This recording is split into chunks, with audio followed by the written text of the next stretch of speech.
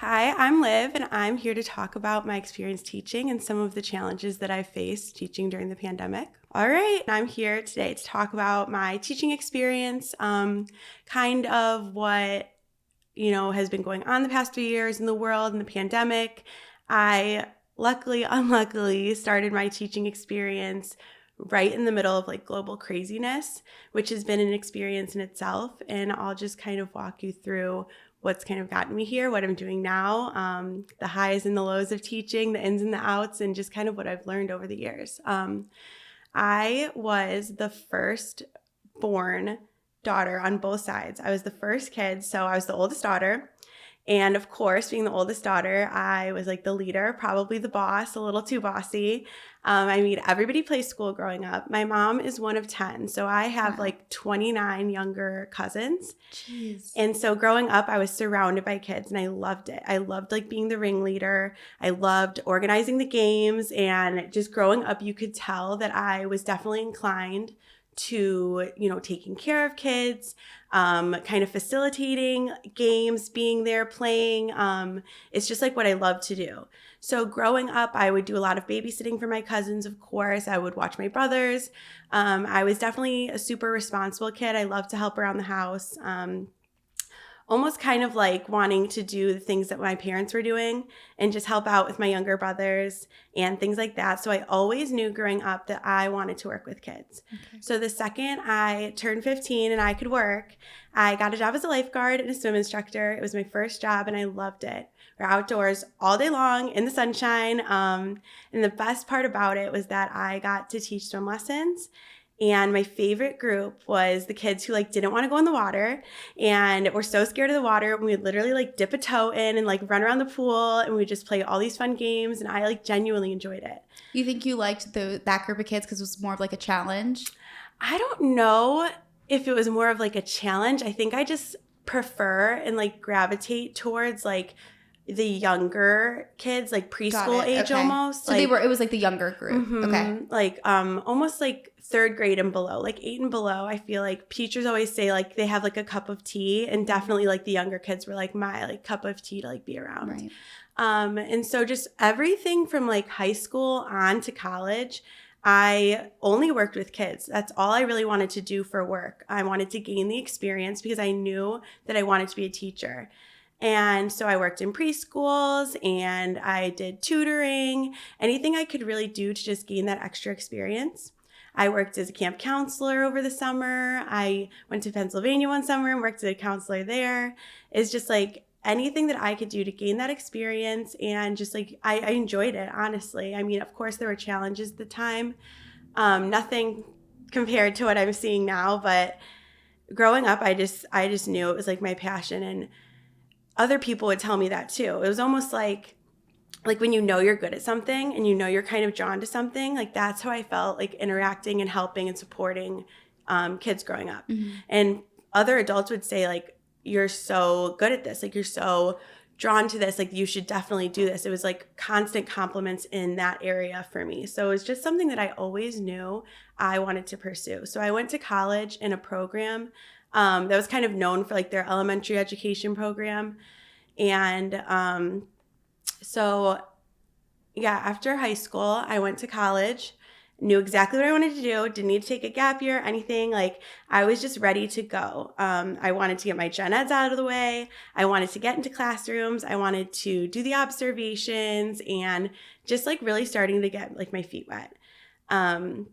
And it was interesting because I feel the first 2 years of college is kind of what everybody's is, the gen eds, right. The biology, physics, whatever. And then you finally get into it, I feel in your third year, kind of the strategies of teaching, effective teaching. And I don't know how you grew up and went to school, but I feel we were kind of sitting all day, mm-hmm. listening to the teacher, doing worksheets, right. and then we go home. Mm-hmm. And I just remember being in college, and it was just transforming the way I saw education. And I think it was just starting to transform like education as a whole. That's what I was seeing, because we were not being taught about like worksheets. We were pretty much told like if you were up at the board teaching for more than 10 minutes, it's too long. Kids don't have an attention span for that. Like, so this is what they taught you in college. Yeah. That's interesting. So let me ask, this might be jumping ahead too far, but I'm just like curious and I don't want to lose my train of thought. Yeah, no. Two things. One, did you have any idea of like what you wanted to teach, or you just knew you wanted to teach kids? I knew I wanted to teach kids, and you also have to pick, like in my state, you have to pick either early childhood, so like birth through second grade. That's one you can pick. You can pick kindergarten through sixth grade. That's the one I did. Elementary. You could do middle school, or you could do high school. I know before, like teachers could get kindergarten through 12th grade, and they can kind of be certified to teach everything, but they really split it now. So you were teaching elementary school, but was that like every subject? Yeah. Okay, I got it. And then my other question is, and I ask this because in my opinion, well, it's not my opinion, it's the facts, public school and private school are very different. Like, and I never really realized that until I'm older now, and I look back and I realize how much better the education is in private schools, because in public schools it was just worksheets and like staring at the teacher and the board and not really being present. Yeah. But in the private schools it's like, you had to be present because there was work you were doing, and it was very interactive, and the education was just like so much better. So I thought, like, I think it's interesting that they were teaching you such, I feel like, positive education in college. But I guess my question is, were they just teaching that as like for you to like wherever, no matter where you go, what kind of school you teach at, or was that more like designated like for like a private school type thing? Yeah, it's interesting. I don't have a ton of experience with the private school system. I only taught public school, but I think it was just kind of the direction that education was going. Like especially because my college was more like specialized for teachers. Like when you say my college, people are like, oh yeah, that's a teaching school. So maybe that's why, because it was like for that. Okay. Yeah. And our experience there was just kind of like interactive, collaborative, like the kids should be up and moving. Yeah, and it should be. It should be 100%. Like I couldn't even imagine sitting. I can barely sit through like a meeting. Right. So could you imagine like an 8-year-old or a 5-year-old in kindergarten sitting all day long, doing worksheets, never getting out of their seat? Right. It's like so old school. Yeah. And it's just not the way the kids should be taught at all. Well, it's good to know that they're teaching that to you guys. Because like I said, I never knew. I kind of just looked at it from the perspective of like, okay, this is probably what you get from public school. This is probably what you get from private school. And I wasn't sure if it was like, if the teachers are taught different, or maybe when they get the job and they kind of just realize, oh, I don't have to really be, as on top of it or making the kids interact.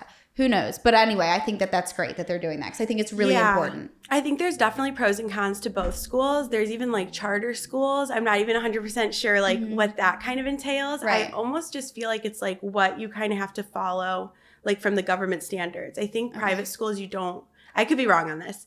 I think in private schools, though, they have a little more leniency on like the curriculum they can push out. Okay. Whereas in public schools, like you kind of have to follow the standards that are from the government, like to a T. You have to take the state tests. It's like, it's just more mandated, I think. Got it. Okay. So then, so in college, like it's kind of energizing to see that like we're going to be doing all these games with the kids. Like we're learning how we're not just standing up there. Because I remember my teachers would stand up there and they would just be like, it was like memorization. Like you guys need to know this, this, and this. And it was almost like lecturing all day. And we were more being taught how to ask like questions. It's like we were not really, direct teaching all day. We were like facilitating this like learning environment. So we were more, the strategy more was like, presenting the kids with like a problem and then like asking them questions so that they come to the conclusion. You're not telling them. Right. So it's just more interactive, collaborative. And I was really excited about it. I was like, this is definitely the way education should be going. This is definitely the way that kids should be taught. Like I even think like even some of my friends or family members who maybe don't succeed in that setting of like sitting all day, spitting back out information. I'm like, oh my gosh, this would have changed the course for them if they were educated this way. Like if they were put into a more supportive or collaborative or like engaging environment, maybe they would have, thought better of school or done better in school. So I was really excited to like take that on. And we kind of just went through like the courses, like almost like the best strategies for reading, the best strategies for teaching math, for teaching science. And like, in elementary school, you teach all the subjects. So reading, writing, math, science, social studies. social emotional learning, which we'll get to. That's like So you're a smart cookie. Okay. Third grade level smart cookie. Well, that's still a smart cookie. Knowing all those subjects, I think I'd fail. I think I would still fail third grade math. Okay, honestly. Sometimes you do need a refresher. Like before, when we would like have a unit coming up, I'd be like, I never learned this. Right. So we're about to all learn it together, everyone. Yeah, and stuff is constantly changing too. So. I'm like, Miss P never learned this, so we're all learning this new concept together. I feel like it's good that they're young though, because like kids are more forgiving and they don't really pick up on like, I don't know, like I feel like if you're older, like teaching older kids and you were to say that, they'd probably be like, oh, well, she doesn't know what she's talking about, so why would I listen to her? You know, that's probably better that you didn't do high school. I could never do high school kids. Never. You're so right on that. I feel like the kids love when they're like, what? She doesn't know what she's everything's talking about. Like a joke. Yeah. Yeah, but in high school, they'd be like, who is this person teaching me? Like, what are their credentials? Right. Literally. Pretty much, you know, straight out of college, 21 years old. Yeah. Like, that's just crazy to think about. So yeah, like just going through like the best strategies, best practices. It's interesting because I remember thinking back on this, like there was never a class and there was never really like a professor who ever talked to us about student behavior or like parent communication. And those are both huge things of the job. Yeah, that's interesting. Like how to talk to a parent on the phone. Like think you're like in college, 18, 19, and you're about to phone, you know, somebody who has children, has experience with their children. It's their whole life, it's their whole world. And we never really practiced like delivering, you know, some unexpected or hard news to like parents. And that was one of the hardest things coming out of college for me to do. Yeah. It's like delivering something to someone like that is just so difficult. Especially about their child. It's like such a sensitive subject. You're like, how do I go about this? Exactly. And it's not really something you get experience in before, you know, you join the workforce. So they don't even touch on like, you said like the behaviors of kids, like bad behavior, like the possibility or anything? I don't remember. There definitely wasn't a designated course being like student behavior 101. Mainly education based. Yeah. Okay. It's mainly like the best teaching strategies. And we would do observations. Like we did a lot, like hundreds and hundreds of hours of observations in college. And then we would do, you know, some more like clinical experience in college too, where you were more of the teacher role. And that's, I think, where you were supposed to pick up, you know, like what effective teachers were doing about student behavior. But honestly, there was just never like super severe behavior that I saw in college, like that I could even reference like an effective teacher handling. So it's not even really something that I witnessed. Right. Definitely not something I handled. And I really don't think something that we, you know, addressed and talked about.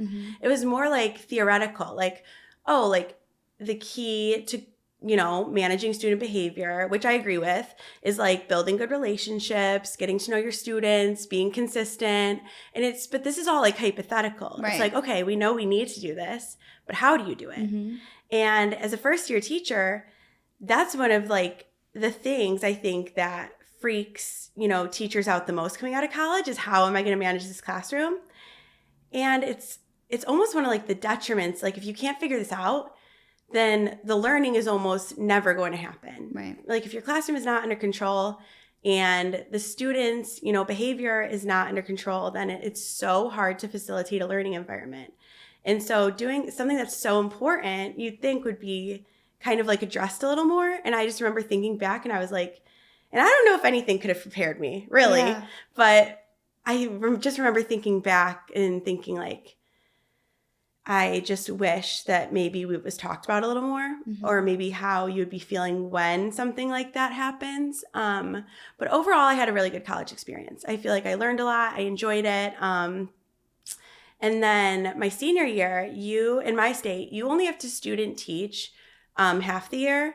And I just like wanted to jump in and I just loved it and was so passionate about it. There was a program where you could teach the full year. So I like gave up my senior year of college and I moved home and I joined like this cohort where you could student teach the entire year instead of just a semester. So you really got, you know, the first day of school with the kids. You kind of got to see all the planning from a teacher.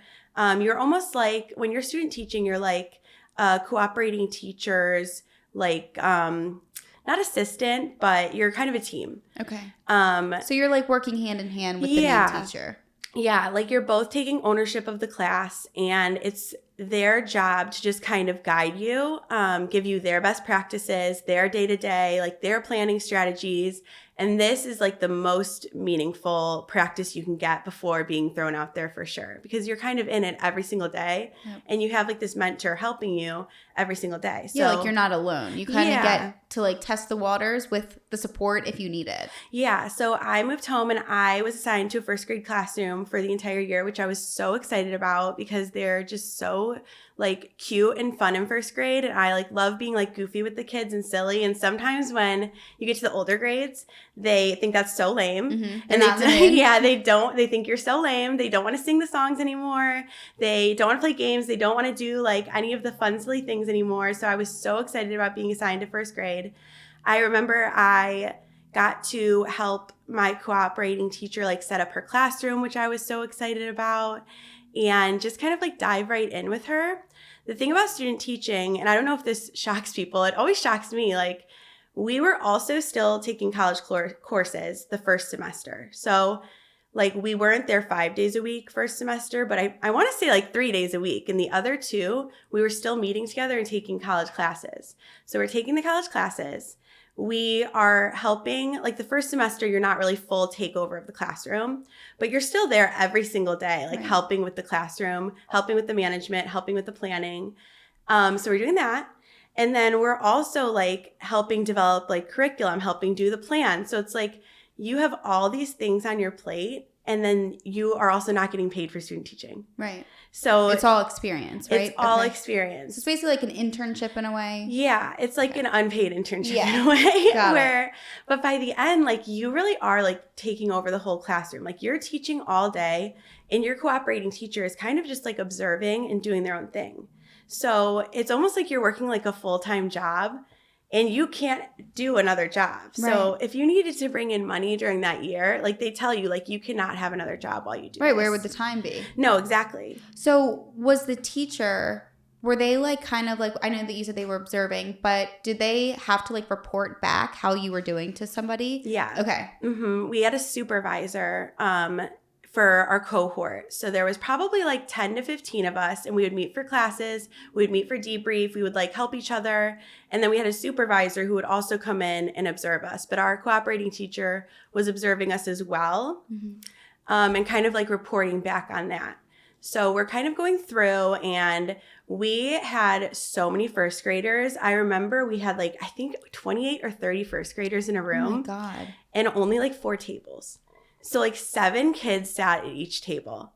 So just like imagine the attention span of like a 6-year-old. Right. And you can't even blame them. They want to talk to their friends. It was always so loud in there, which I like really didn't mind at the time. I feel like my patience was like so good at the time. I can't even speak to that now. But I just remember my cooperating teacher just like hated that it was always so noisy, which I totally get now, even only doing it for 3 or so years. Like it just kind of like wears on you, like almost that being like out touched, or like the sensory overload is, it just almost like wears on you a little bit. I think it's stressful too, because when there's that many kids, like no matter what the age, I think that, I mean, especially at that age, I feel like kids want attention so bad. And it's like, at least there was 2 of you, but even 2 is nothing to like 28 or 30 kids. So it's like, I think that, you know, if you, like you said, if you have the class under control, all is well. But if you don't, it's like a bunch of kids that are just like want attention and want to talk and like have fun, like you said. So it makes it really difficult,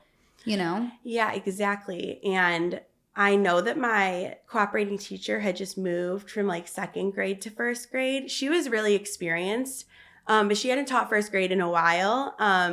So that was kind of a challenge because she was figuring out as well, like with me. Whereas I kind of would have liked to be with someone who kind of had the grade like under their belt a little bit more. It just felt like we were flustered a lot together, almost like flying by the seat of our pants, like every single day, trying to figure it out. We had a lot of students who were English language learners too. And in 1st grade, like you learn to read. So there was just a lot of academic needs that were just so hard to address, even with 2 people. Right. You know, like it's almost like you need these specialized programs for all these students, especially for their literacy when they're learning to read and maybe English is their second language. And I just remember it was just so overwhelming. Like even sitting on the rug trying to do a read aloud, like the kids didn't fit on the rug. Yeah. They were like spilling over the rug. Right. And it just shocked me how she did not have like an aide. Like the school didn't give her like a second set of hands. I mean, I was there, but for the first semester, I wasn't there every day. And I would leave it, you know, when I graduated. So, and it was just like in that situation, she just definitely needed like more support for Right. sure. And that's why I always think like she was definitely doing the best that she could. But then there was just things that I was noticing too that we learned that were not like best practice, I guess. I mean, the first graders were doing a lot of worksheets. It was a lot of direct instruction. We weren't playing a lot of games. And I get it because it's like, how do you plan and get caught up and want to do all of these like interactive, engaging, involved things, but it's like you can't almost like get settled. Like you can't step off the hamster wheel for a second. Like you have to keep pushing out something. So it's like a worksheet is better than nothing. So when it comes to something like that, you don't really have control because you're in their school kind of thing. Okay. Exactly. So I remember that was like really frustrating for me. Because yeah, it's for like, sure. I wanted to like plan things that were maybe different, but I was also nervous to even bring them it to also the becomes, team. I feel like, less fulfilling for you because I feel like you were expecting to do all these things. And I feel like what you liked was the interaction with the kids. And then that's taken away when it's just like worksheets handed out. And I think too, something else I wanted to mention that I feel like is just probably an issue is there are so many kids, and I feel like maybe there's teachers are limited, you know what I mean? And like, and even space, you know, like if a school doesn't have enough space to even, let's say, like split the class up and create another classroom with another teacher, like it just kind of sucks because it's almost like the kids and the teachers kind of suffer, and we're like, yeah, it is kind of like, let's get through this together, but it's a challenge, you know? Exactly. Yeah. So I just remember being a little frustrated by that. It almost felt like I was doing the work, but I was almost like just going through the motions because I didn't really have like the creative control to really change anything. And it's like there was like a first grade team, so there's another teacher, and you kind of have to plan with that teacher. I couldn't just like go rogue in our classroom and then have the other teacher not do what we're doing. And I just remember the whole year being like, okay, when I am a teacher and I have my own classroom, like I'm going to do things so differently. Like every day I was like, it was almost like I was kind of picking up what I almost didn't want to do, I feel like in student teaching, which is powerful in itself. Like you're kind of seeing the effects of things that you don't want to implement in your classroom. So I think it was overall a good experience. I definitely think it could have been a little better. I remember being just so nervous starting out to even like lead and get comfortable in the classroom. So I think that's the biggest thing I definitely learned, like kind of standing up there, you know, being comfortable with people watching you. Because it's almost like I was comfortable with the kids, but it's kind of a different story when you have an experienced adult or multiple adults in the classroom and almost being comfortable like teaching in front of them as well and being still like yourself and having your personality and being silly when there's like these adults observing you all the time. Because we were observed like probably once a week and we would debrief it all the time. So I think coming out of that experience, I was definitely comfortable being in the classroom. I picked up things that I definitely wanted to implement and things that I was like, this will never happen in my classroom, which is fine. Everybody has their own style. Everybody is doing what's best, you know, for them in their classroom in that time. And I was just so excited to like get out there, get my first job, graduate. But in order to graduate and in order to get your teaching license, you have to submit, at least in my state, you have to submit yourself teaching, like several clips of you teaching. And you have to like comment on what you're doing, why you're doing it. When you say clips, do you mean like video clips? Yeah, sorry, video clips. You have to like record yourself teaching? Yes. Like to the actual multiple class? times. Yeah, multiple times.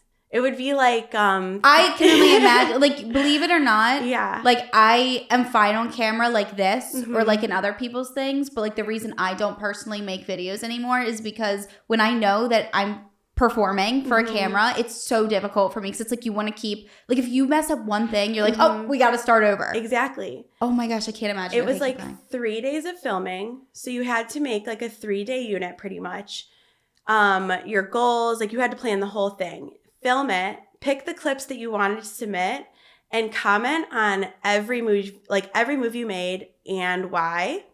And then it was all of these questions. My whole submission for like my licensure was probably 100 pages of typing.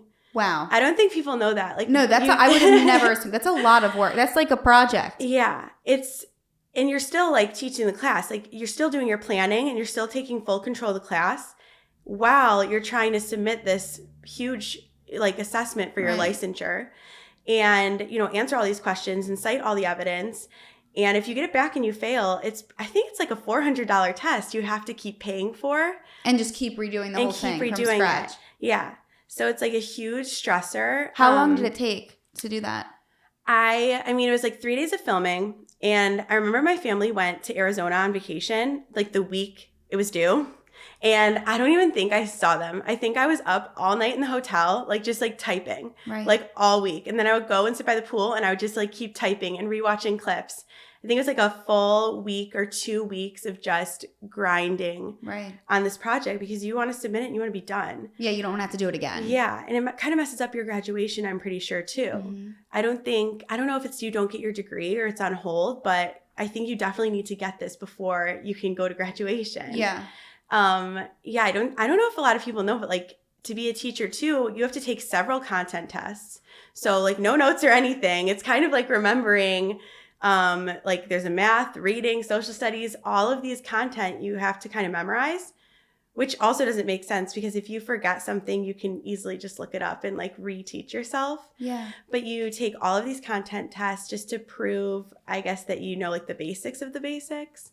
And then you have to do this huge like licensure thing. So it's kind of involved, like at the end, just getting all of your papers in, all of your materials in. They don't just like let you graduate and go. Like you do have to prove some things to, the state or whatever situation you're in. I know it's different state to state, but so I got that in, passed.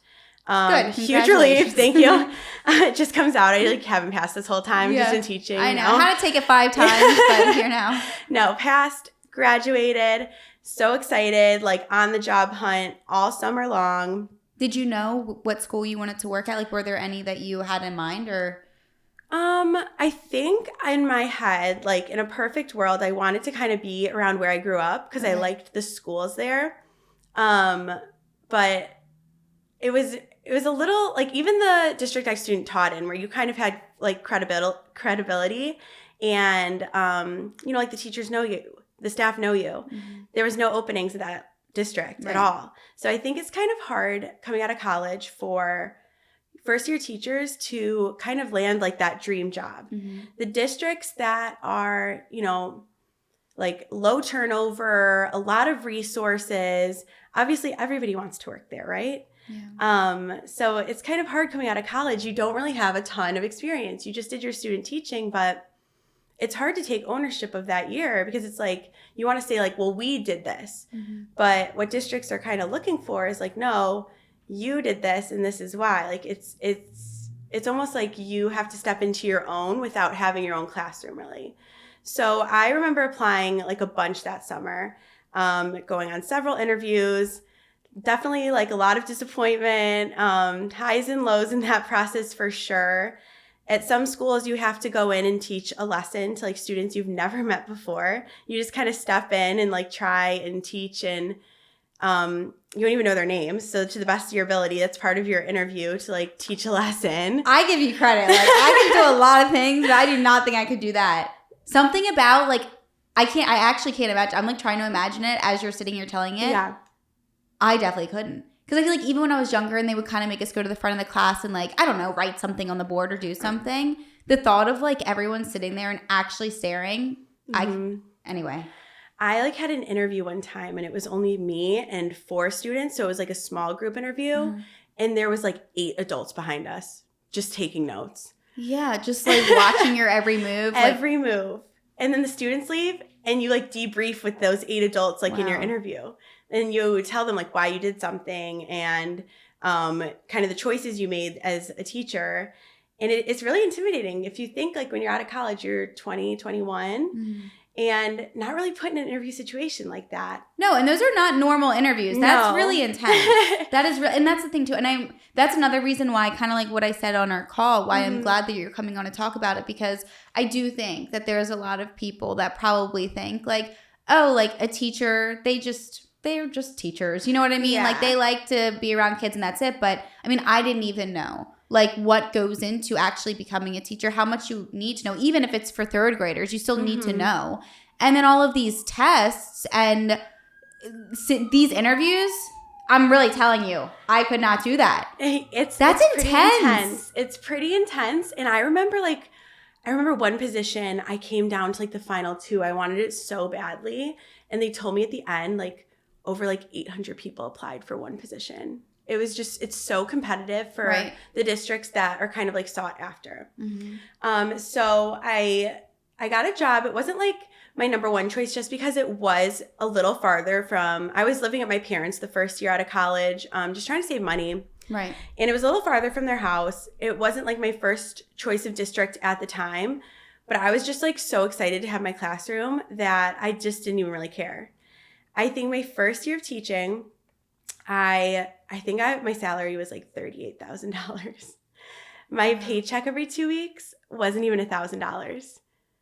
So obviously going into teaching, I'm sure you knew like it wasn't going to be, you know, like a lot of money. But I guess after getting those paychecks, did you find that was that you lost like motivation at all, or that it kind of was like, oh, like, you know, I'm really doing this because I love it, not because it's going to maybe support me as much as I need it to, you know? Yeah, that's like definitely what I told myself and honestly my family and friends like up to this point, because you know what, when you tell people you want to be a teacher, it's like one of two things. It's like, oh, that's so great, like you're gonna do a great job at that, or it's like you're gonna make no money. Right, they make no money. Yeah, exactly. And so you know that's the expectation. However, I mean, it's hard. You get a grasp, I think, in college when you're on your own of like financials and budgeting and how important money really is to live a life you want. Right. However, I don't think I fully grasped that like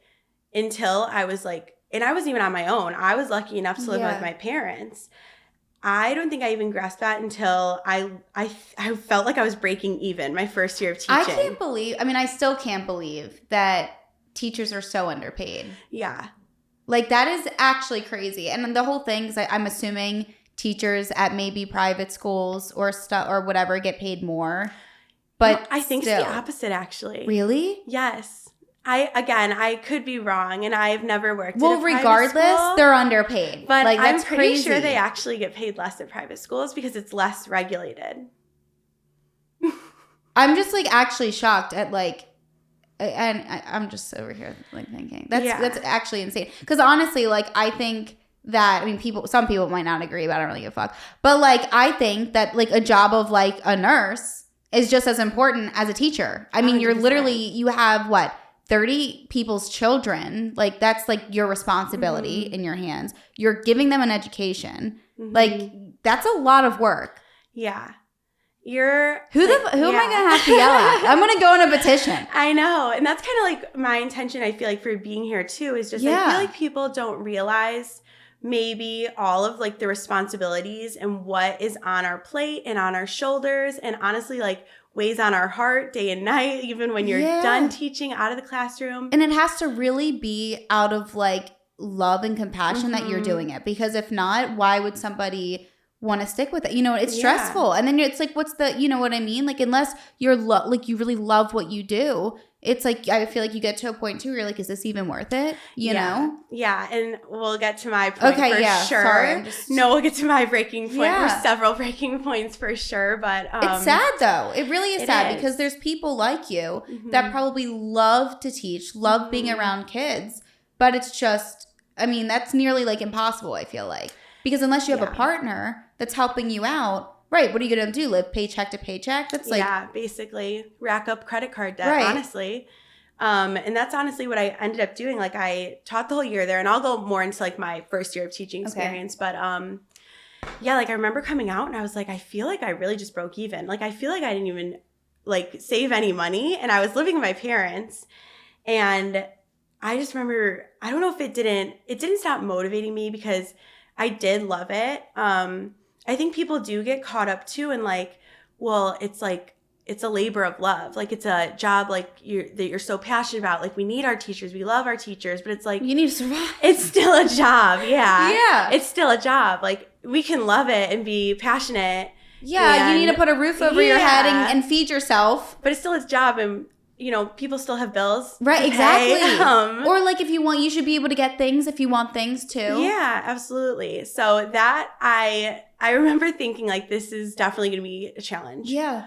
But again, I was so excited. I didn't even really care. I just wanted to have my classroom. And I remember like walking in the first day, looking around, and I was just so excited to decorate it. It's like one of the things that I feel like all teachers look forward to every single year, decorating their classroom, getting to make it how they want. And when you walk into your classroom, you probably have like some desks, some chairs, and like a bookshelf. Mm-hmm. Everything else is like teacher funded. And I think I spent like definitely over $1,000, like thousands of dollars on my first classroom because I had nothing. Yeah. So it's like your responsibility to make the whole thing like how you want it. And that's all on you. Yeah. And I think this is like a point of contention for people too, because I think people say like, well, you don't have to do that. It's like, yeah, we don't have to do that. But then we would be sitting in a room in a box with nothing on the walls, nothing on the floor, like no color, no decorations. Like we'd literally be sitting in like this, like almost like a prison cell. Like exactly. And nobody wants to come and learn in that environment. No, it's not fun. There's no. Like, right. You need, and I think too, like even when this is just something I remember as a kid, but like when we would put like little stars if we were good, but like little things like that I feel like get the kids like motivated to like be on good behavior and things like that, or participate or whatever it may be. Yeah. It's like you have to make it welcoming. Exactly. And you spend as a teacher more time there than your house. So you want it to be welcoming for you too. Mm-hmm. It's like a second home. So I definitely like balled out for it. It was definitely excessive. Could have cut it back, but I feel like that's just who I almost like am. Like I'm almost like a 0 to 100 kind of person. I'm the same way. Yeah. If I'm going to do something, I'm going to do it well. And you know what? Yeah. I'm going to even like exceed that. I'm going to do it like 150%. Right. Which probably ultimately led to like my burnout and things like that, which we'll get to. But I just don't do anything I feel like half-assed. I have to do it 100% because I feel like my standard for myself is like almost unattainable sometimes. Probably comes from being like the oldest daughter and like being like the leader growing up. But so I want to start the year just putting my best foot forward, creating a space for these kids to feel so welcome. My first job was actually 4th grade, which was a grade that I didn't like know that I wanted to be in. I didn't have a ton of experience with like the older intermediate kids. So they're 9 turning 10. But I was just so excited. I was like, we're going to learn together. I'm sure it'll be great. I'm sure it'll be fun. And I went in and I met like one of the most amazing coworkers I've had. My 4th grade teammate, and she just like took me under her wing right from the start, right from the beginning. She's super experienced veteran teacher.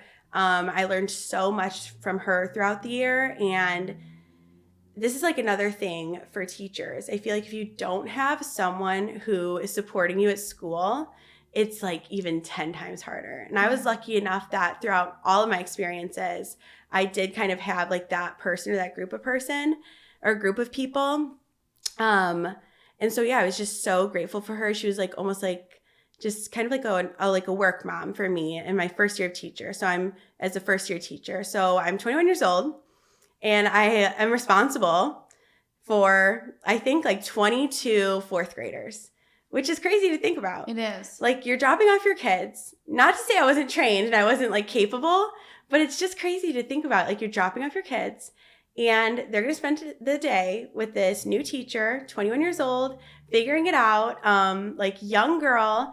And it kind of like weighs on you. You almost get like a little imposter syndrome. Like, can I actually do this? Am I capable of doing this?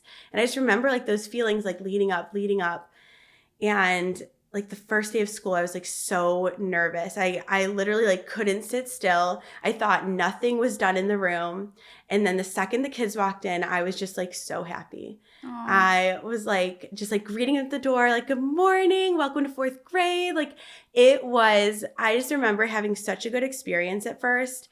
And just being so happy that like we were there together. And like the first couple of weeks of school are fun. Right. So we got to play all these games, get to know each other.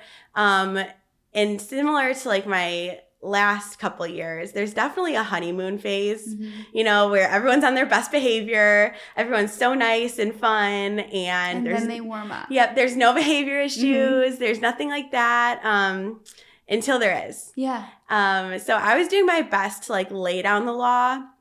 And I think your first year, it's so hard because you like want to get to know them and you don't really want to bring that side out of you. Right. It's almost like I thought that you kind of had to be not like yelling, but I thought that you had to be so stern. Like you had to instill fear into them. And that was just never my style. I just focused on being like consistent and trying to be consistent with the rules and, like building the community. And I never wanted to be like the teacher, like the scary teacher you always remember that like scream at you, make you cry. Like that was never what I wanted to be. But I think there's also this huge disconnect between newer teachers and not all, but I think some like veteran older teachers of like, they're like, well, no, that's how you control the class. So that's what you have to do. So especially if they're a little bit older. Too. Yeah. So you're almost like battling with like yourself and like, that's not my style. I'm not going to do that. I know that's like damaging with like, oh, but how are you going to control your class then? They're going to walk all over you. So it's just like figuring out my style and my management was definitely a learning curve. And then I feel like the things like started to pop up. They're in fourth grade, so they're 9 turning 10. And this was probably like the oldest group of fourth graders you probably could have ever been around. They were all on Snapchat. There was like issues with their communication outside of school. Parents would bring that in and say like they were messaging each other inappropriate things, which I can't do anything about outside of school. Right. And they would bring that into school. And I just remember like when things started to pop up, it was almost gradual, I feel like, with this class. It was just started to be like blurting out, talking over me while I'm teaching. And then I feel like it just almost escalated with some of the students and some of their behaviors. And before I talk about like individual students and their behaviors, I just want to say like I know that I never blamed a student or took personally what a student did or said. Right. Like they're a child, they're figuring it out, and they quite often, when there is severe behavior, they have other things going on. Absolutely. And I worked in schools where there was a high population of like low income families. And a lot of the time that does come with different risk factors, protective factors. Maybe there was times that students are coming to school, they didn't eat dinner last night, they didn't eat breakfast, they're in the same clothes all week. There's just a higher possibility of situations like that. Maybe there's, a full household at home, they can't sleep, it's so loud. They only live with one parent, and different challenges that come with that. Maybe both parents are just working so much, they're not getting attention at home. There's just different situations that students bring in with them as they walk through the door every day at school that you cannot control as a teacher. You can only be there for them, love them, support them, and try and give them the tools to succeed and get through whatever they're going through. But there's literally no way to know the extent of what every student is going through. Right. And I could kind of tell like a couple of my fourth graders definitely did have some trauma or some traumatic situations going at home. And it definitely led into like their student behavior at school. Like I think like when I got my first like fuck you from like a 9-year-old, it's almost like you can't even take it seriously because their voice is so small. Yeah. But it's also like, could you imagine growing up? Like nobody ever did that in my classes growing up, I feel like in elementary school. No. I would never. No. And I think too, what I was going to say is like, while it's not at all like the kid's fault, Mm-hmm. you're still kind of like teacher mom. You know what I mean? So it's like, I mean, even with babysitting, even if you're babysitting one kid, like if they're acting out, that on its own is still stressful. Mm-hmm. You know what I mean? So it's like if you have multiple students plus like a full classroom of students that are ready to like work and listen and they're being present, I can imagine how hard and stressful that would be. And even if you don't take it personally, it's like you just want to throw your hands up in the air and be like, I can't do this, you know? No, exactly. And I think it's hard to not take it personally. I feel like, especially when you're starting out. So I definitely took a lot more home, and I've learned from then, you really can't, like, behavior is just always a way a student is trying to communicate with you. And a lot of the time it is because you are one of their safe people that they feel like they can do that. But like you said, like the problem with that is that you are taking on maybe that student's trauma and you're trying to be the psychologist for them, the social worker, the mom, the behavior coach. You're trying to be all those things for that one student when you have 20 other students in the room. And a lot of the time, especially my past year, which we'll talk about, it was not one student that you had to give all that attention to that clearly needed so much support and help. It's usually several students. And so balancing that and trying, and me, got to give 150, like balancing that and trying to support the students the way they deserve and give them the resources they deserve. It's just, the system is just not set up for a teacher to be able to do that on their own. And especially like straight out of college, I didn't know where to start with some of the behavior. Like I would talk to our social worker. I would talk to my coworkers and I would try everything. I had a student who would have outbursts at every lesson. I couldn't say like 5 words without there being an outburst. I remember in like February, the whole class was working quietly on something, and I looked around and I was like, we made it. Like finally. Like I don't think I've ever heard the class this quiet. Like we made it. And I think that was the biggest challenge. There was just so many outbursts, several inappropriate comments. I remember having to call a parent because I had a student in the middle of math just stand up from their seat and scream dicks as loud as they could. Like, what do you even do? Right. What did you do? Sit down? Yeah, literally. Don't say that again. Yeah. I mean, and it's almost like you can't even entertain it because when you do, it makes it worse. Right. So it's like a line between letting the class know that's not okay. I don't put up with that. But also you don't want to give more attention to it. Right. So it's like a balance between ignoring, the behavior and also addressing it. And obviously I've like picked up things from then, but I just remember being like, okay, let's like turn our pages. Right. Like it was just, I was so and then having to call a parent and tell, and like I feel like there are some parents that are nice and be like, well, thank you so much for letting me know. I'll definitely make sure this doesn't happen again. Yeah. And then there's probably some like, did you ever deal with any parents that were kind of like, I guess, in denial? Yeah. Because I feel like that could be really challenging because you're just trying to help. But I know that a lot of people can probably get defensive about their child and just not want to hear a teacher's opinion. Exactly. Well, I'm not a parent, so I can't imagine how difficult it is to be a parent. And I have like the utmost respect for what any parent is doing for their child, of course, but definitely like challenging situations. And a lot of people, when they ask me about teaching, they're always like, oh, probably left because of the parents. And I'm like, because what you think of, I feel like, is the parents who are like banging down your door, like wanting answers, wanting to talk to you all the time. And I wish that was the case for my experience, but most of my teaching, I had great parents, I had great families, but I also had a large handful of families who you could never get a hold of. You can never get them on the phone, never get them on email, like try to chase them outside after school. You could never talk to them. And unsurprisingly, those were the families that you usually did need to talk to. Yeah. And so honestly, I wish there was a little bit more of a presence because I think it's so important that like your child knows that as a parent, you think education is important and you're going to be involved with the school and the teacher. And you're going to be checking up on them and making sure they're doing a good job. So yeah, I had my like first bad parent experience at my first school.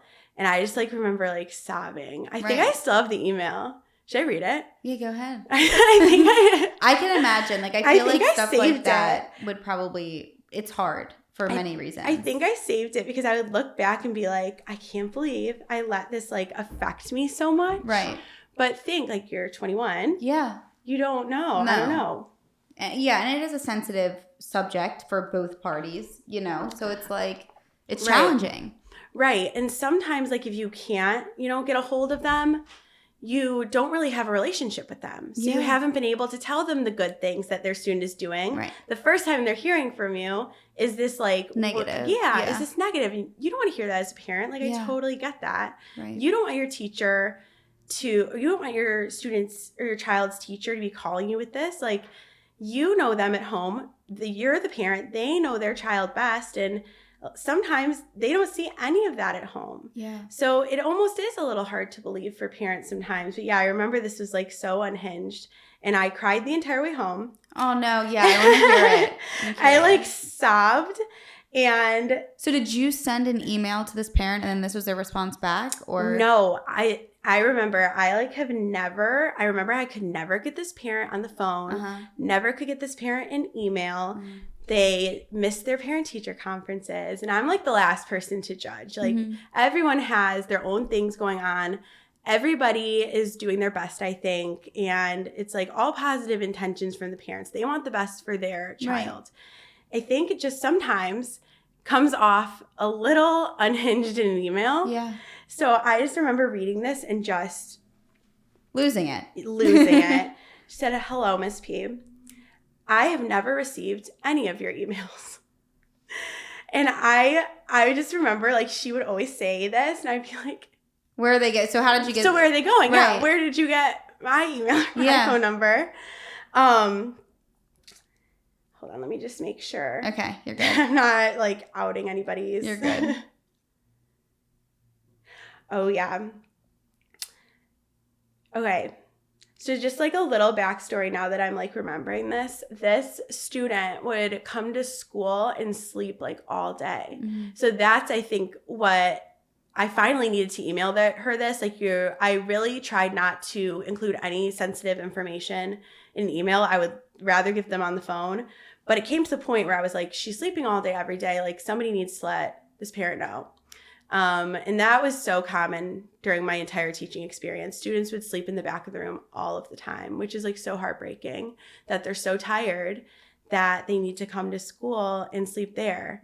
It just makes you think like what is going on where they can't get that sleep or what's going on with them. So I remember trying to reach out to her being like, she's leaving in class. And I think one day she was like, I'm not feeling well. I need to go home. I sent her to the nurse. I'm like one of those teachers who are like, if you go to the bathroom, if you go to the nurse, even if you just went, I'm just like, just go. It's like not worth the grief. Like just go until like it's proven otherwise that maybe you can't go to the bathroom by yourself or you can't go to the nurse or it's like the nurse can handle if you're seeing her too much. I'm always just like, just go. Yeah. And I guess she went home and said that I didn't let her go to the nurse. And it's like logged that she went to the nurse. Right. And this is like another thing with parents, huge miscommunications all the time. Like your child is saying one thing, we're saying one thing. It's like, where do we meet in the middle sometimes? So she said, my student specifically said, she told you she was not feeling well. Can you also provide a logged summary of dates and times that she has fallen asleep in class because she does not have a bedtime? So I'm like, okay. She goes, like she told you that her kid doesn't have a bedtime? Okay. She goes, if the time is after lunch, maybe her lunch is too heavy. Okay, fair. Also, nothing I can control. It appears not in just this case that my student is getting their words mixed up and is saying one thing, you staff is saying another. Lastly, the only emails I have ever received from you is that my student is apparently missing her school supplies and that she is somehow delusional that her things are missing and you called her a liar. Okay. And I was like, can we just like stop and think about this for a second? Like it's just, I think too, like it clearly she's coming from a very defensive, kind of somewhat angry standpoint. So. Yeah. And then it's like if you're and you can't respond to that. How do you respond to that? You know what I mean? Like, well, if you're thinking like logically too, I feel like what like do I or any teacher get out of like saying your child is a liar and they're delusional for missing their school supplies? Right. I probably just emailed them and was like, you know, they're upset they're missing some school supplies. Do you have them at home? Because we don't have them here. And also it's like it's all out of concern and wanting to help the student succeed. Yeah, so on both ends for sure. Right. And then she was just like, I hope you can see where I'm going with this. If my student is tired, she would have said that, and she told you that she didn't feel well. So can you explain how she was able, after several hours of leaving school, come home and tell me verbatim that I said she would be all right and maybe to just try going to bed earlier? And I'm like, well, if she doesn't have a bedtime, maybe she should go to bed earlier. But again, it's, you know, every household runs differently. And she just goes on to say, I just don't see that happening, and her being able to repeat that and that she is being dishonest. This is the second time that this happened where I'm supposed to believe that my child is wrong, and I just can't believe she was lying, especially yesterday, and I know that she was under the weather. And I would just read it and I was like, this is like not even the crazy part, I feel like, but I was just reading this and I was like, but she went to the nurse. Right. Like if you just called me and was like, why didn't you let her go to the nurse? I'd be like, no, it's logged, you can talk to the nurse. Right. But then just to sit there and type this whole thing out is just, it's just a little crazy. Also, why haven't you called me or reached out as a concerned teacher should? You lack communication. This is not my first year as a mother with a child in school.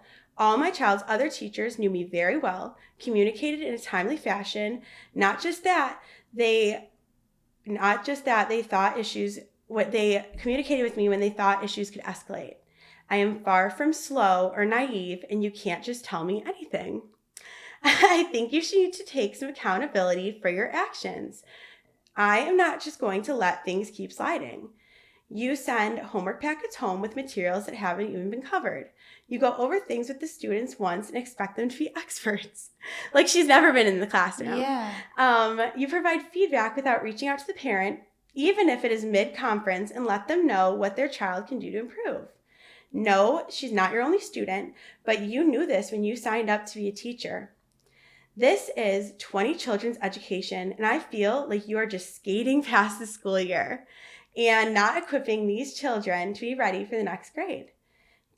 I am that mom who goes above and beyond. I gather facts before taking things to the teacher, and before sending packets home with material you haven't covered, you need to educate them. Maybe she was gathering facts the months or weeks that she wasn't responding. It's so much to even unpack, but it's just like kind of like sheds a light on like some of the assumptions that if she's that mad, I don't understand why she still hasn't called. Yeah. Like if she's that angry, like instead of sitting there and writing an email for 30 minutes of you basically her cussing you out without cussing you out. Yeah. Like why don't you just pick up the phone and call? Right. Like she clearly has issues with confrontation. I remember it was my first year, so I was trying to check all the boxes. I was like sending home a newsletter every week to the parents. Yeah. And homework was optional at our school. So the packets we were sending home was optional homework and almost like extension work. Like, yeah, it wasn't directly what was being taught at school, which you would know if she picked up the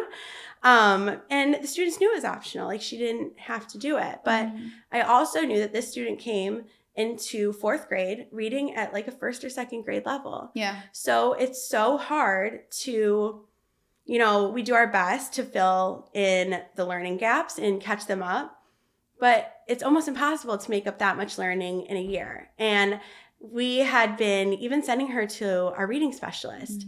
So I think just like sharing that, I just almost want to, shed some light on like, before you like email warrior, your child's teacher, it's like, maybe find out some of the things they are doing. And the teacher's not right all the time. Like sometimes there are things that need to be changed, but it's almost like that open communication. And I think that's why a lot of teachers, maybe not even left, like maybe why a lot of teachers are frustrated because they're like, I'm doing X, Y, and Z. Like I'm doing all these things for your child. And it's like, and I get like this email of appreciation. And it's like the underappreciation and, you know, being undervalued is just a trend that is like all day long from, you know, maybe leadership, from parents, even from the kids sometimes. And I think that just weighs on you too. And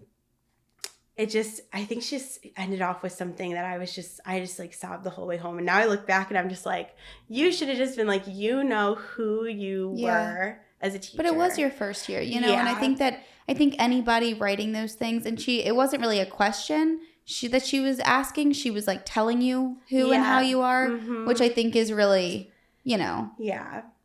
It's just like, she said, I honestly have been the entire school year feeling you are not putting your best effort in with all your students. There's just overall is a lack thereof, period, and it's concerning. And maybe your parenting skills are concerning, lady. This is why I can't be a teacher. Oh my God. I mean, you do like want to say like, right, fuck you, basically. Yeah. You do almost want to say like, hey, she came in here and we've like taken her here. Right. You know? It's like, what can we do at home so that she can get, you know, on grade level? What can we do at home so that she is not sleeping in class? And it's beautiful when that partnership lines up and you do get to support a student in, you know, meeting their needs. But a lot of the time in these situations where maybe a parent is going off on you, like, it's so hard to meet in the middle. And I think I did try to call her several times with my like leadership at the school. And we invited her in, I think, with the leadership present to go over everything. And she never called back and she never showed up. Okay, so she didn't care that much. So I think a lot of it comes from a place of genuinely parents wanting the best for their children, but maybe knowing that there have been some things that have either held them back or they're so concerned or, you know, maybe they are a little insecure and feeling like they haven't like set them up for the best success and they need to take that out on someone or blame someone somewhere. Right. I think there's like multiple reasons for that reaction and that response. It definitely wasn't my last, but I think it got easier from then on. Right. I've definitely been screamed at on the phone. I've definitely been like cussed out on the phone. And it honestly, people, I think another point of contention, people say like, well, that's what you signed up for. And it's like, that was not in the job description. Like getting like. And then like you said, they don't really prepare you for that enough. Yeah.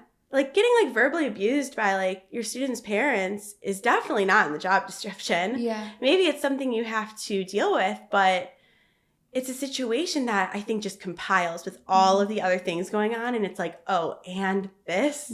Like, and I just got a phone call like this. It's like. Right, because you're having to deal with if the kid is misbehaving and then you're still trying to help and the parent's going to act that way. So it's like, what are you supposed to do at that point? Yeah, exactly. And I get everybody is trying to do their best, but I just think it compiles with everything. It's like, so then why am I doing this? You know? Yeah. I think there's several things that happen throughout the years and throughout the days where it's like, if this is the response back to all the hard work I'm putting in, all the hours I'm staying up, and this is what I'm getting back, what am I doing? This is crazy. Like, I literally feel so like crazy just waking up and doing this every day, giving it my all. Did you reach a point that you like didn't want to, that you like stopped wanting to go to work? Yeah, for sure. In my next little phase of teaching, for sure. So like overall, like I think like my first year of teaching, again, good experience. This is not something I've done either, but I almost feel like, you know, when people say they, you know, give birth and it's like this horrible experience, but then you forget about it. Like your brain almost blocks out like the trauma of giving birth. And then you're like, well, let's just have more kids.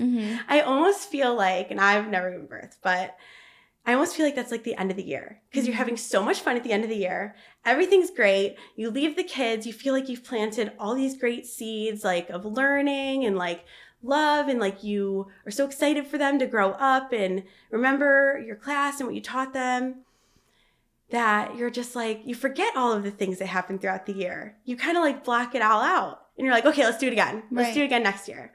You go on break for 3 months and you're like, this is going to be the best year. It's going to be like awesome.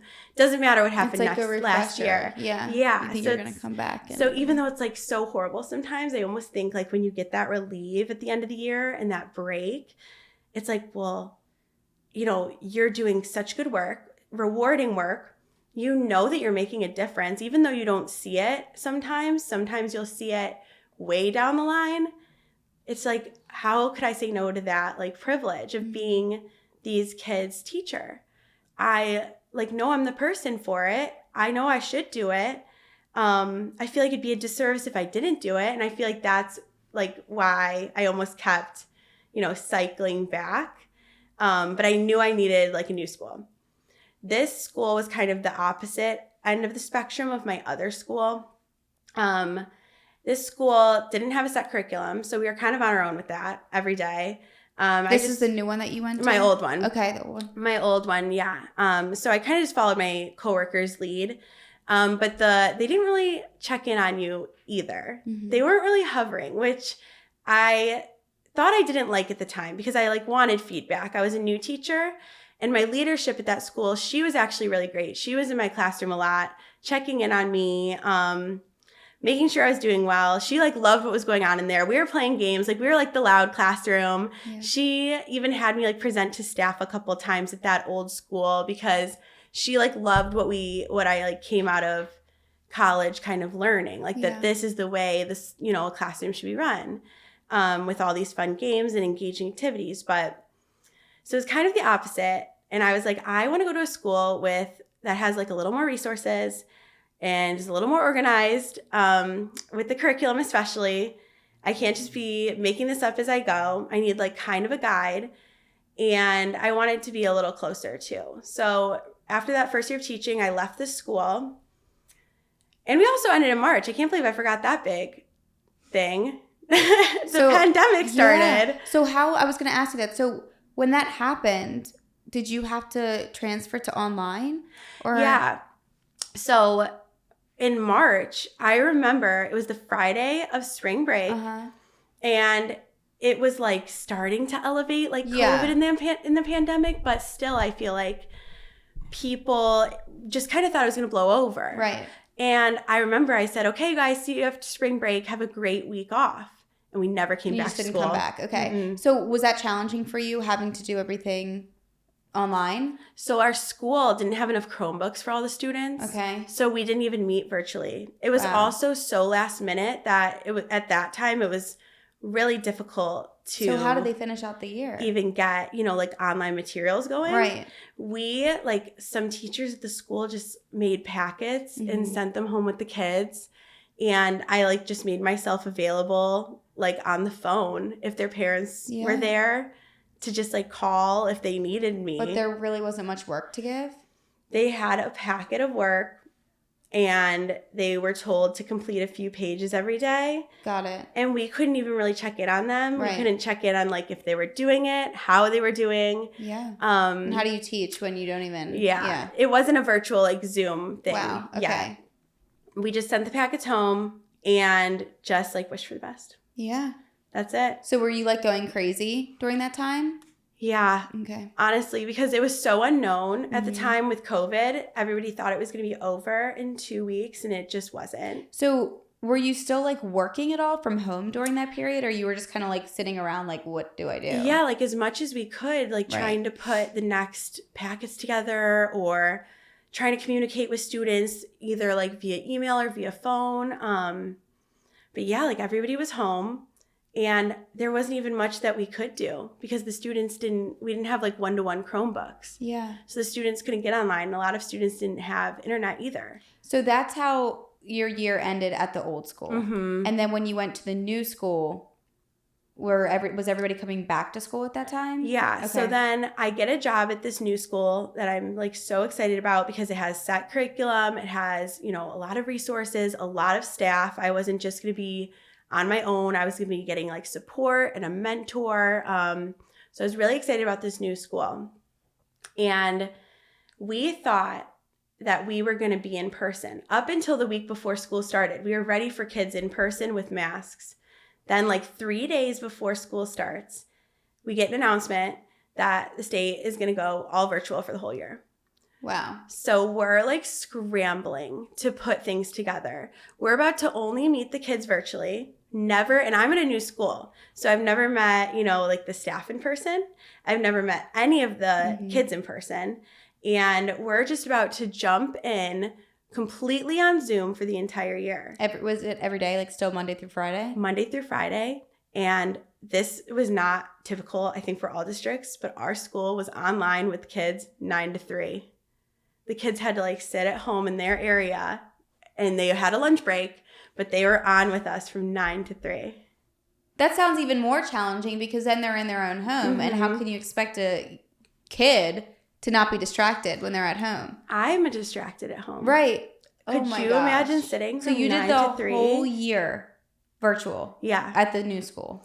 Yeah, we eventually went hybrid way, way later in the school. But yeah, initially we were completely virtual. So we had the option to either work at the school or work at home. Okay. And I like needed to leave my house. So I worked at the school every day. I'd set up my Zoom. I had like double monitors going. It's so crazy to think like that's how my teaching was going. Right. Not what you expect at all. No. Every day, yeah, the kids were told to join Zoom at 9. We would do all the subjects as normal. Like we would follow the schedule like they were at school, but we would do it online. Okay. And they would break for lunch. And while this was going on, like we were like pumping out all this virtual curriculum because we didn't have that. We didn't have, maybe we had resources, but not something the kids could actually do online. So we had to make all of these like things and programs that the kids could actually do from home because we couldn't send out worksheets every week. Right. It was like impossible. So yeah, that was like crazy experience. But then there was a mute button. So there was like no behavior issues because you just muted everyone. The biggest concern was definitely the academics. Definitely in the social aspect. Yeah. So the kids are pretty much have been home since March, maybe not even out of their house, depending on their situation.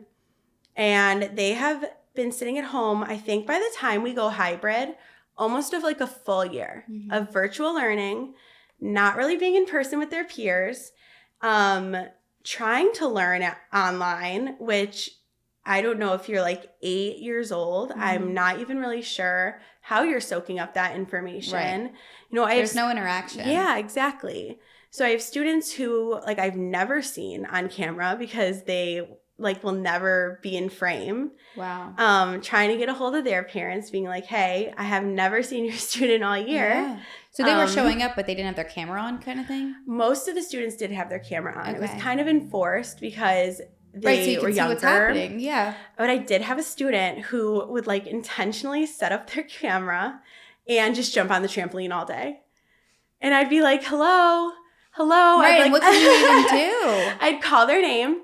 And obviously, like, no answer. I feel like they would just turn on the volume so they couldn't even hear me. And I would try calling home. No answer. Hey, at least they were showing up, I guess, and, like, going on it. At least I knew they were okay. Right. That's crazy. Yeah, the whole year, I maybe saw the student's face, like, twice.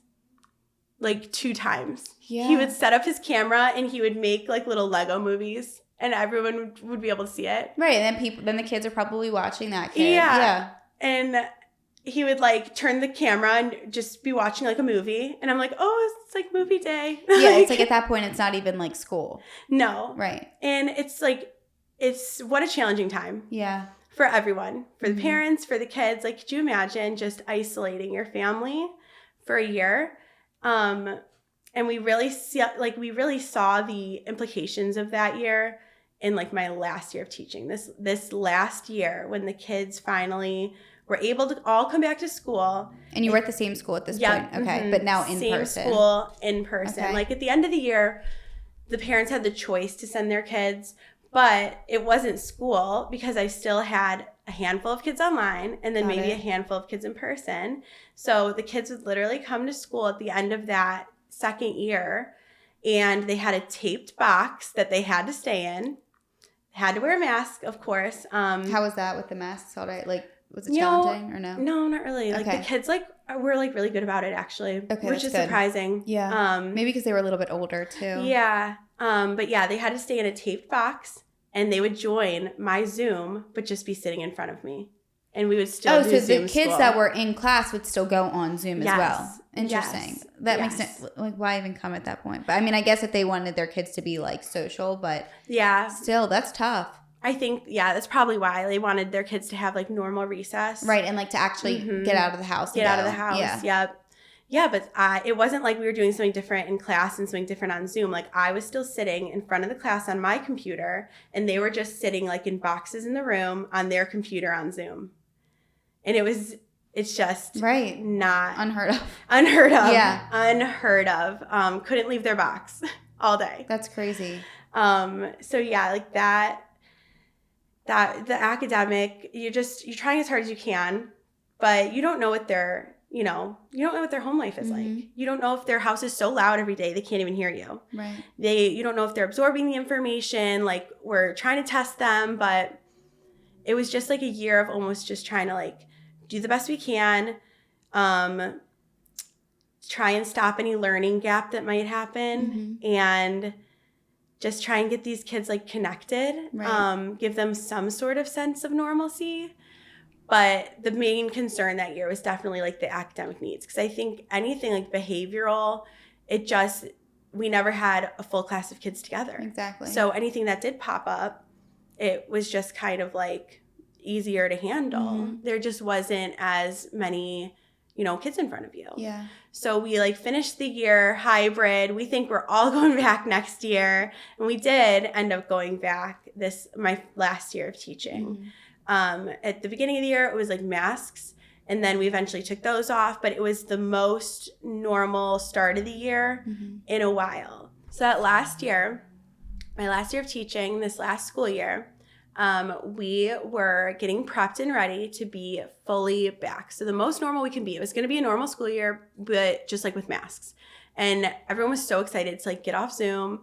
I got to, like, know my coworkers a little better. I was pretty much stuck in, my room in my box all year.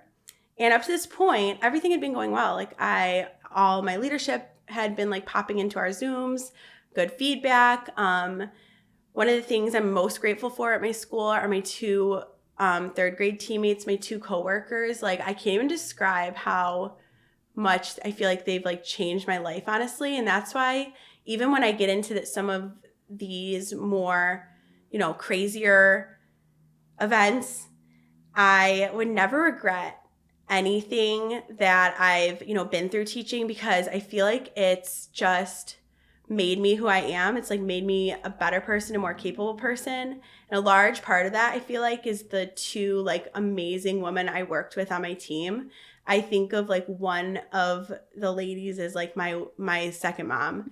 She is just, like, the most positive, calm presence and handles, like, every situation with grace. Like, sometimes when I'm, like, so overwhelmed, I, can get just, like, so, like, anxious and almost, like, frustrated and angry, and she just, like, was this calming presence all year in, like, my year of chaos. So even though there's been some crazy things that happened, I'm going to go into, like, one of my craziest, like, years of my life. It's just, I feel like teaching has definitely, like, made me a better, more capable person, for sure. Even in, like, my next job, I feel like, well, if I could handle this last year, I can handle anything. That's what I felt like. So yeah, third grade, second year, I feel like I have a little bit under my belt. We're ready to get going. Meeting the kids, so excited. We get to meet the parents. We get to meet the kids. For the first time, like, people are, like, in the building in a while. And we start off with, like, our initial testing. And, like, unsurprisingly, probably 14 out of my 20 kids are, like, severely behind academically in math and literacy. And we knew there was going to be a learning gap, for sure. How could there not be? so that initially was extremely overwhelming because not only were 14, students or so behind, it was like probably like 6 or 7 kids didn't know their letter sounds, the names of their letters, basic addition, basic subtraction. And it's not their fault. They just went through this huge worldwide event, but as a teacher, you're kind of asking yourself, well, what can I do in this year to catch them up? They're missing like the foundational building blocks of literacy and math. Are we just going to keep trucking along like nothing happened? Like, are we just going to teach third grade lessons to basically a class of like first graders? That was like the last time they were in school. And I felt like it was such a good opportunity for the school system to step back and reevaluate and fix some things in teaching, like the state testing, the teacher workload, child's needs, their social emotional needs. There's like severe social emotional needs that they were going to need addressed after being home for a year. And that just, I felt like simply did not happen. Mm-hmm. We trucked along like normal. Like it was a normal class, normal group. We got sent like all the lessons we had to do every day, like just like the outline. And there was still tests at the end of every unit. There was still state testing that was required. And like our 8-year-olds in March-ish take like a 3-week long state test. Like, why is that necessary this year? Yeah. They just went through so much. They're clearly not going to do or perform well. It's going to be so discouraging. Like, why are we still pushing all of this content, all of this testing? It just seemed like the priorities were so out of whack to me just going into it. Like, I'm overwhelmed with all of these extreme academic needs. Almost, I think at the peak, almost half of my class had an individualized education plan. So that means that they had different goals than everybody else, either in reading, in math, maybe they had a behavior goal, but they had completely different learning goals and accommodations that I needed to put out for like 10 different kids every day. So it's like you had to read their plan with like their resource teacher, and you had to accommodate, and happily so. Like, you don't want them to not have their accommodations. You want them to do well. But it's so much to take on when it's like there is 10 separate plans here that you have to follow every day. You're almost not even running like a general third grade classroom anymore. It's like this specialized classroom. And they did give me an aide like to support me, but even with the two of us, we had such a hard time giving the time and attention to all the students who needed it. Like sitting and helping kids read and do basic math. Like our hands were tied every day. And just being able to meet their plans and their academic needs was so incredibly difficult. I remember every single Tuesday, I would meet with the resource team and we would go down my list of kids who need support. And it was like my whole roster of kids. Yeah. And it would be like, okay, well, how is this student doing? What do they need? And I felt like every Tuesday, like we were just like going crazy. Like it was the same report for months. Like they're still doing this. They still need this. It was just like nothing was improving. No, I mean, it was definitely slow improvement, like academically for many of the students. And so then on top of the academic overwhelm, right, there's that honeymoon phase. So we were getting our groundings. And my biggest concern at the time for that year was academically, how are we going to help these kids? That quickly turned to students, several students, who had been noted in prior years, who had like a behavior plan in place. So the school and the resource team already knew like that behavior may be an issue for probably like 5 to 6 students. It just started like popping up, I feel like, maybe like in October. And it was behavior that I had never dealt with, that I, quite frankly, was not even trained to deal with, I feel like. And I remember, I think the first time that I was like, this is going to be a roller coaster of a year. I had a student who was so frustrated. He would come into school every single day, like dysregulated, emotions up and down. Maybe something happened at home, who knows? But every day he walks through the door, like head down, will not say good morning. And he was sitting during reading in the morning one day, and he just decides to like flip his desk over, nothing leading up to this. And I'm like, whoa, gets on the ground, starts screaming as loud as he can, grabs his water bottle and starts banging on the desk as loud as he can. Like over and over and over again. We're in the middle of reading, and I'm like, yeah. So I'm like, okay, everybody talk to your table for a second. So I go down there, and it's just like inconsolable. Will not respond to anything. I try and take like the unsafe thing away, because he's like going to hurt himself with whatever he's banging his water bottle. And it like would not stop. It's like, what do you even do in that situation? We're in the middle of reading. Now there's a student clearly having like a crisis. Come to find out later, he had like a tough morning at home. I didn't know that. But it was just like that dysregulation of emotions was so high in my last class that the littlest things to us, the biggest things to us, it would just make a handful of students, their reaction to that would be explosive. Mm-hmm. And I think that is like clearly from, I mean, it could be from a number of things, but especially from this past year of isolation, they haven't had to deal with a lot of like these frustrations. They haven't been around their peers. The first thing we did every single morning, the kids would come in and they would play for like 30 minutes, because we were finding that at recess, or even like in the classroom, if there was like a minor disruption, or like maybe a student took another student's pencil on accident, instead of that student saying, hey, you have my pencil, they would just like punch them. It was just, there was no like regulation. Mm-hmm. There was no tools to deal with like frustration or problem. So we would like practice playing. And on paper, it sounds like a great time, right? There's all these fun bins, all these toys, Legos, blocks. Like maybe I can even get something done while they're playing. I could not turn my back for a single second during playtime because somebody was trying to hurt somebody else, mm-hmm. or scream at somebody else, or like destroy what they're working on.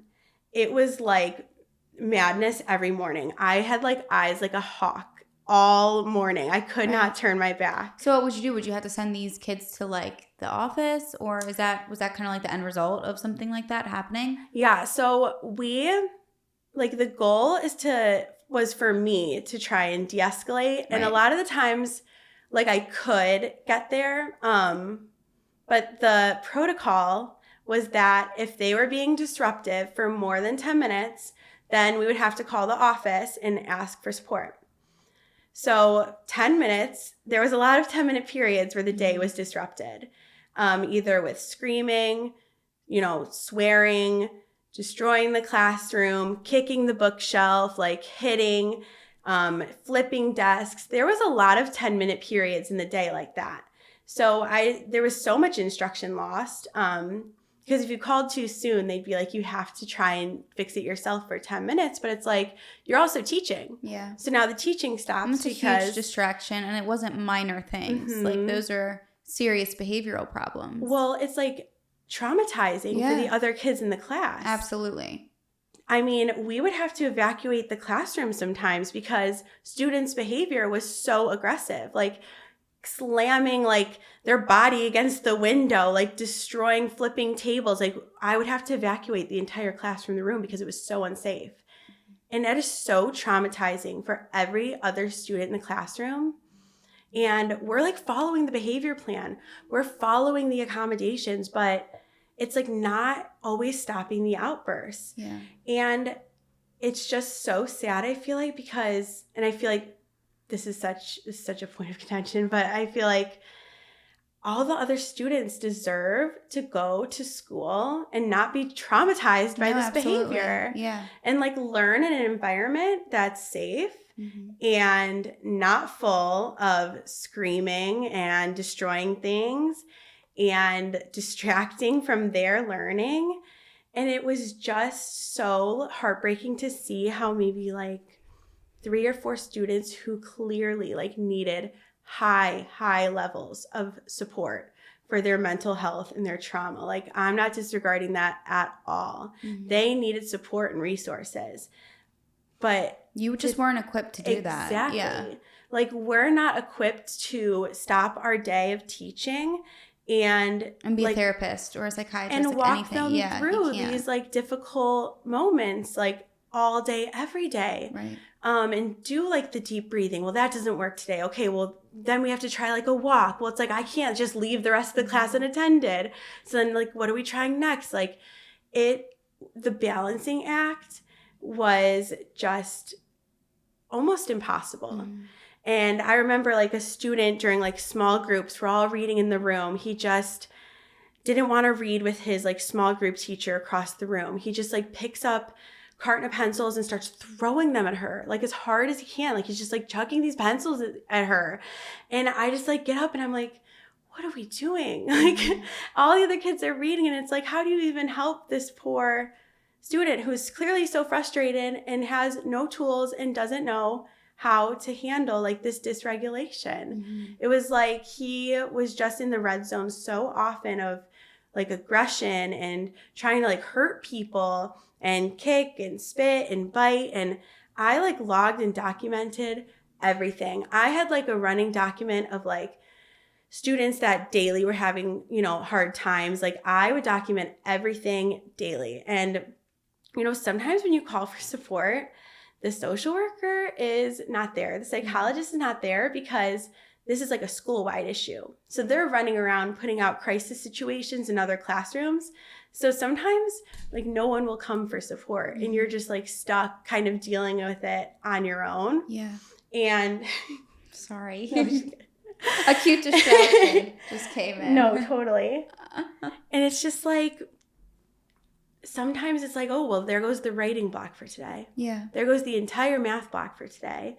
How is that fair to like the kids who are sitting ready to learn? And honestly, like, how is that fair to like the teachers who want to teach? Mm-hmm. And it's not like this is a one-time situation, especially this last year. And for me, I was in crisis mode every single day. Yeah. So which is stressful. Exactly. So like every morning, I know we were kind of talking on this earlier, every morning I would wake up, pit of anxiety in my stomach already. Mm-hmm.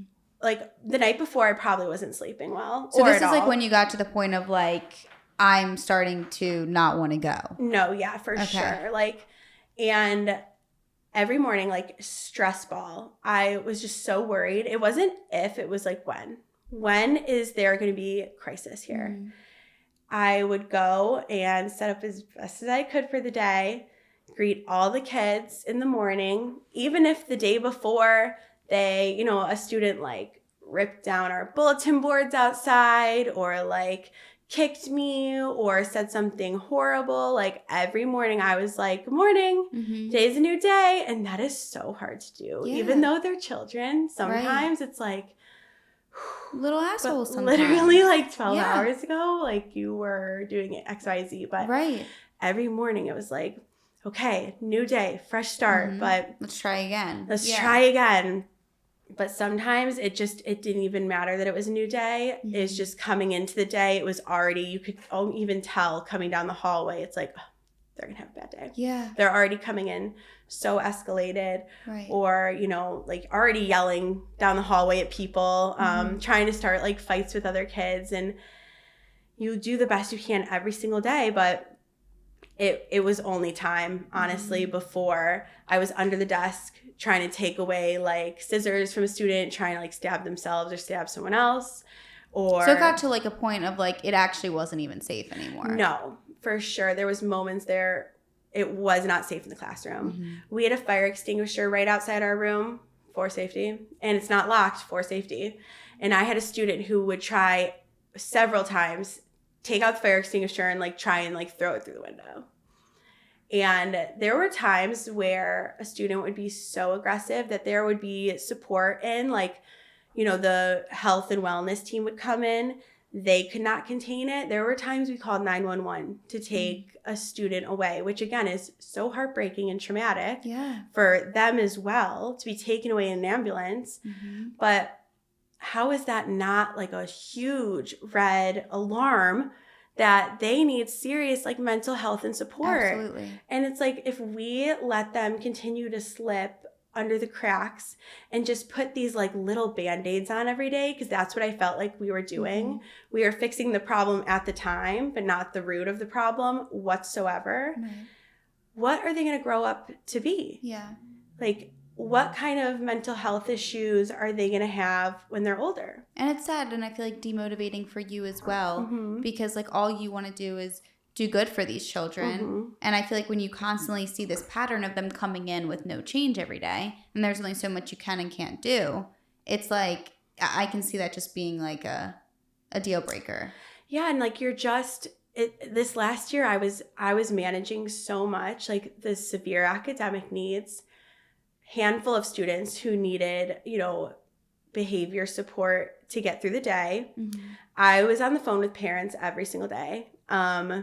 At times, I would be on the phone with like social services because I'm noticing that I'm leaving the school at 8 p.m. because I still have to do my planning for the teaching that I'm probably not going to get to teach because there's going to be crisis all day. And I'm seeing students like at the park, no coat, telling me they haven't been home, haven't had dinner. They're like taking care of their younger siblings. And so it's like now I have to call social services, and it's just a repeat of like, and I feel like I'm such like an empath, and I like take so much on, and I every day I feel like I would just go home with such a heavy heart. I would pour everything I had every single day, 120% to try and to try and like shape some of this behavior and shape our day. And there's progress, but when you're doing it every single day and you're like almost like in the trenches, like every single day, just doing the best you can, handling these situations, making a million decisions every single day on the fly, you can't bear it all. Like you cannot. I was just pouring from like the emptiest of cups every single day. At the time. Blue, what is wrong with you? She's so cute. Oh my goodness. Why are you want attention all of a sudden? Sorry. No. My gosh. All good. Usually it's not this one that's causing issues, but go ahead. You're fine. Yeah, like at the time, like throughout, like in especially the later half of the year, I ended up losing like 20 pounds of like just like straight like stress. Like, because my day would just go, like I would go to school, try and get through it to the best I could. I never could eat lunch because my students were always fighting at lunch. They had like a lunchtime supervisor. They, a lot of the time, were not acting appropriately for her. Like, what it's like having a sub or being in the lunchroom without your teacher there. So I was usually dealing with that. And then we had like an hour of prep time 4 days a week and 30 minutes of prep time 2 days a week to pump out all of your plans. And I almost never got to use those either because I feel like I was always de-escalating a situation, or I was with a student, figuring out their situation or getting support or like just handling something that had already happened in the day, like with the student. So I almost never sat down to plan with my team. And when I did, it's like we're talking through what we want to do, but you still have to go home and plan everything. Every single day, like I had a subject I had to plan. And, it's not just like math, reading, writing, the core subjects like it is, but I also probably had like 6 small groups I had to plan too. Because we were lucky enough, like one of the things I loved about this school, we were lucky enough to have all these staff members who could pull small groups. So a lot of our day was in small groups, but then the planning aspect of that, like if they're in your small group, they have to be getting really purposeful instruction because it's like you are trying to like target that learning. So then I would be planning all these small groups, and every day when I got home, I would either like fall asleep, but then I would wake myself up because I had to plan like my days, not the next day. We were like required to be 2 weeks out, but I had to like plan my responsibility for the day. So I would just be up all night, 3 a.m., 4 a.m., multiple nights a week, planning, getting things together. And it was 24/7. Like I remember when I came to that school, my coworkers like were joking and they were like, "Are you ready for your like life to be over?" And I was like, no. And they were Right. like, well, this place is about to be your life. Like, Yeah. once you get on the hamster wheel of planning and teaching, you cannot step off. You cannot miss a plan day, because then it's going to be so overwhelming and you're going to have so much to do that it's not even bearable. Like, it's not even just like that I was showing up pretty much ready to like battle all day, because that's what I was doing. When I got home, it wasn't over. Like, I had to plan. I had to like assess data. It was like 24 hours. It was 24 hours.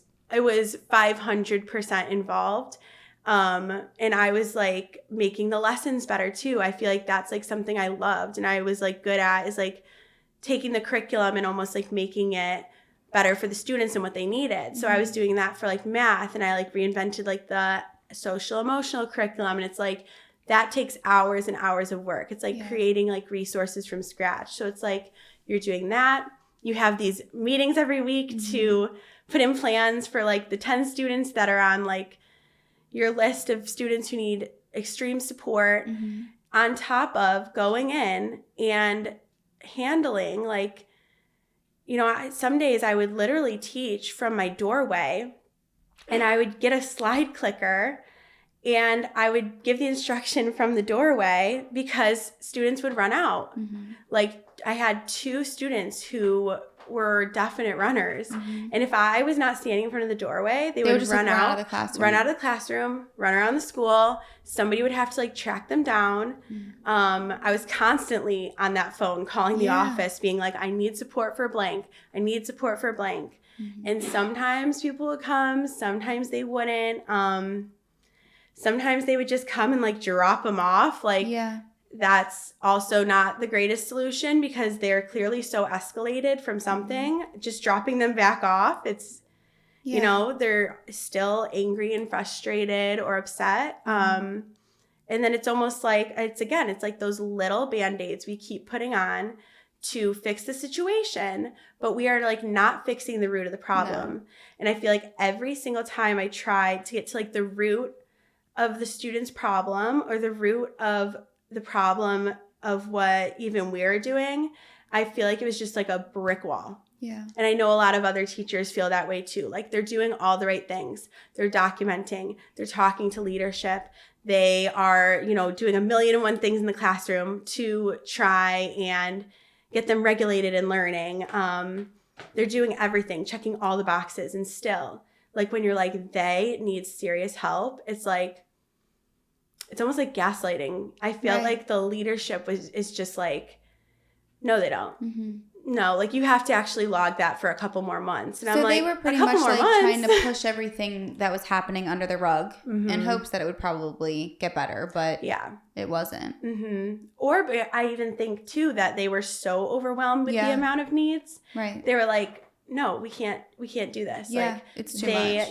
Like a student who clearly needed social work or psychology, I was like fighting for it all year, and they were like, no, and it's not going to change what we're going to do anyways. And I'm like, what do you mean? Like, they clearly need like so much support and mental health help, and we're just not going to give it to them. And so I feel like that like just caused a little bit of, you know, waves for sure, because I like was not backing down on it. I would email teams and, you know, like the resource team from like other schools and be like, can you please come in and observe this behavior? Like, we need serious help. Hello. And I think this is the largest reason for like the large amount of teachers who have quit, is this like almost lack of like support from leadership or parents. And it's like, you are doing everything you can, and you're almost made to feel and even picked apart a little bit that like you are the problem for this behavior.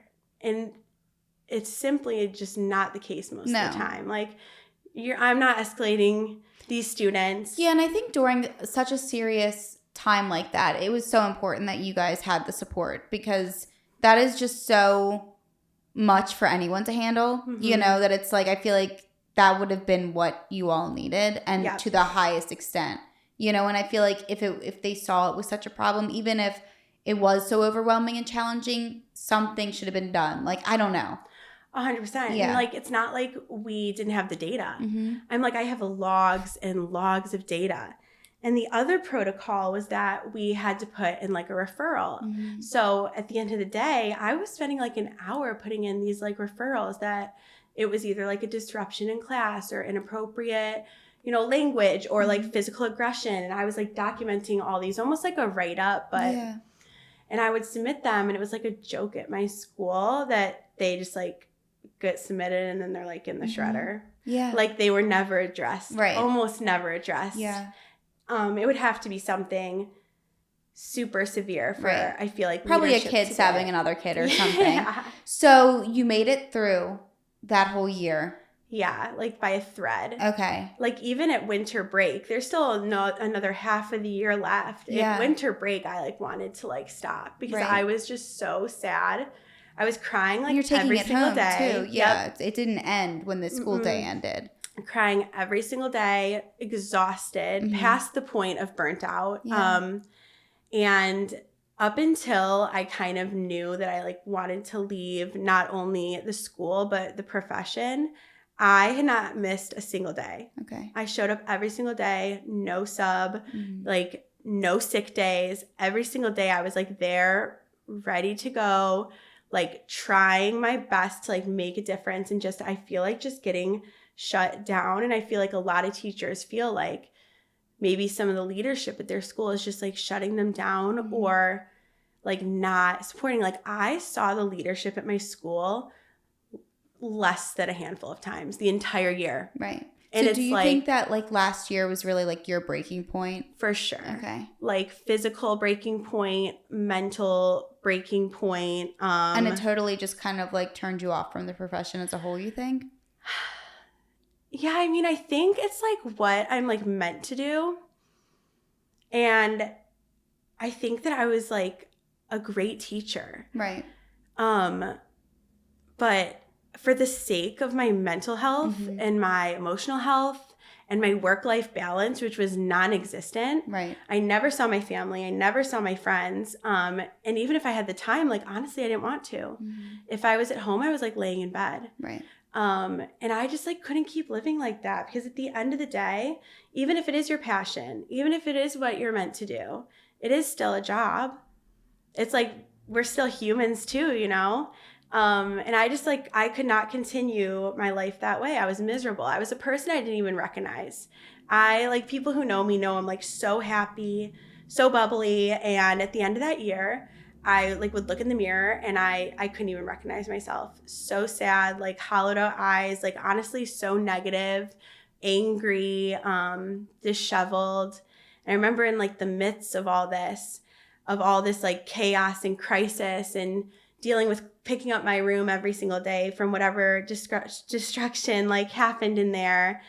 I remember one day I came to school in like leggings, which was like a no-no. It was like the one day I did it in the 2 years I worked there. I was just so exhausted. I like couldn't find work pants that morning. I was like running out the door.